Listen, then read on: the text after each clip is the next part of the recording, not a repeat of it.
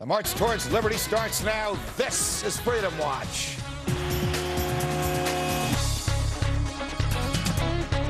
Are we a nation of makers or a nation of takers? Almost 50% of Americans get more from the government than they pay in taxes. And the government gives away more cash than it collects. No wonder we're bankrupt. Tonight, Senator John Barrasso is here to fight for the makers. He wants to cut off the borrowing and rein in the entitlement spending. We cannot continue to do to this next generation what the president has done to this country. It's irresponsible. It's unsustainable.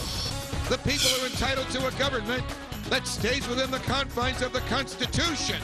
The Constitution was written to keep the government off the people's backs. Barrasso, Bolton, Malpass, Clayman, Jeffers, Powell, Freedom Watch. The revolution continues now. Too many Americans, nearly half, get money from the federal government. And nearly half of Americans pay no taxes. And the feds give away more money than they collect in taxes.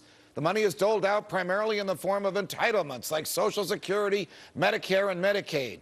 Not only are these programs unconstitutional, as the federal government is not authorized to take money from one group and give it to another, but they make Americans dependent upon big government. And dependency is turning this country from a nation of makers who come up with new ideas, who employ new people, who risk their wealth and create wealth, into a nation of takers who primarily consume other people's wealth. One way to stop this madness is simply to ban federal borrowing, as that's how these entitlements are paid for. Here now with a proposition to do that, Wyoming Republican Senator and orthopedic surgeon John Barrasso. Senator Barrasso, it's a pleasure. Welcome back to Freedom Watch. Thanks. So great to be with you today. Thank you. I know you're a physician and a senator and not a philosopher, but does something happen to a United States senator when he becomes the president of the United States?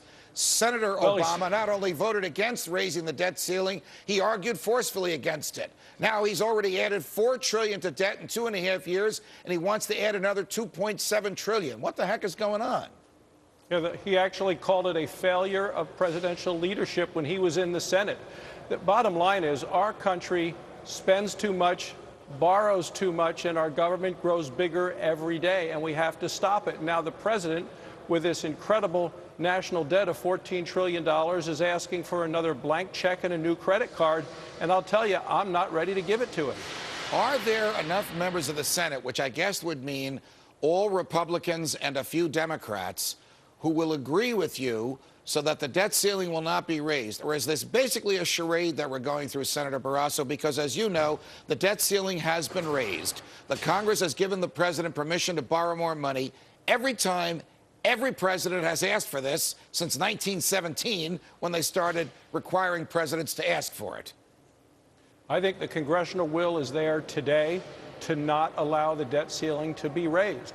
None of us at all want to default on the national debt. We have bills to pay, and we need to do that. But I'm not going to give the president what he wants. We're going to need to see significant changes. And to me, the number one thing is to cut the spending. Our problem isn't that we're taxed too little. The problem is that we spend too much. That's what we have to get under control. Are you on board with the proposal to amend the Constitution to require a balanced amendment? And if so, do you have the patience for that? Because you know that'll take, 3, 4, even 7 or 8 years before it can come about. By then, Barack Obama will no longer be the president, and we will have spent ourselves into oblivion in the meantime. We need to have a balanced budget amendment to the Constitution. Families live within their means. My home state of Wyoming has a balanced budget component of our Constitution. I was in the state legislature. You have to do that. But you're exactly right. We can't wait for that.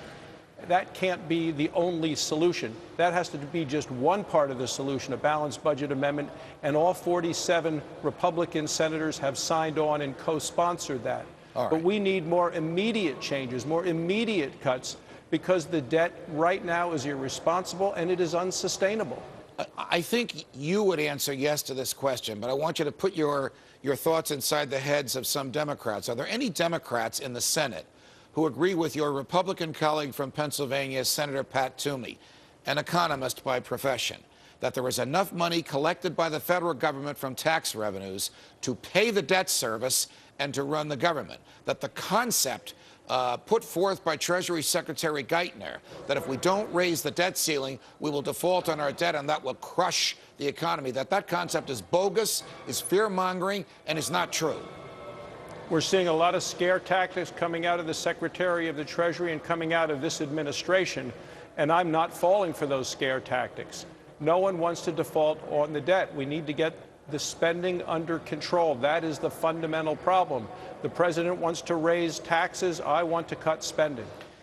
Senator Mitch McConnell, the leader of the Republicans in the Senate, Speaker John Boehner, the leader of the Republicans in the House, have given signals that they recognize that the debt ceiling has to go up, in return for, in fairness to them, some severe strictures imposed on the president's spending for the balance of his term.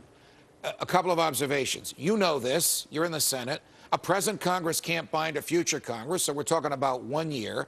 You also know, I think, that only the legal inability to borrow will stop them from putting us into debt. Every other promise he makes, he'll break. And I don't mean just him. It seems to be the case with all presidents. So the question is, will Republican leadership in the Senate and the House sound like John Barrasso in a couple of weeks? Well, I certainly hope so. We need to be talking about cutting trillions of dollars, not just billions of dollars. And that's the difference. We're borrowing now over $2 million a minute. A lot of this from foreign countries. 40 cents of every dollar we spent last year was borrowed money, significant amounts of it from China. How do we stay a strong and free and independent nation if we owe that kind of money to a foreign power? Tell me what you think is going to happen. I mean, we have to resolve this in the next month. The Congress is off in August. The debt ceiling truly will be hit, I think, on August 2nd. Isn't it interesting they picked the time for it to hit while you guys are away? So this is going to have to be resolved in July. What's your prediction on the ending, Senator Barrasso?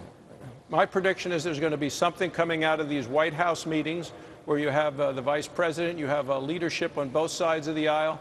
We're talking about doing some things that are absolutely have to be significant for our nation before you're going to get Republicans in either the House or the Senate to vote to deal with the debt ceiling. At this point, I'm a no vote, continue to be that way. We need to do something significant as a message to the markets as well as to the people of the world and the people of our country. We're serious about the debt because right now, I think what's happening in this country is just a coming attraction, is what's happened in Greece is just a coming attraction of what could happen here. Agreed. It's hard to say, but agreed. Senator Barrasso, Senator John Barrasso, it's a pleasure. Thanks for joining us. Thanks for having me.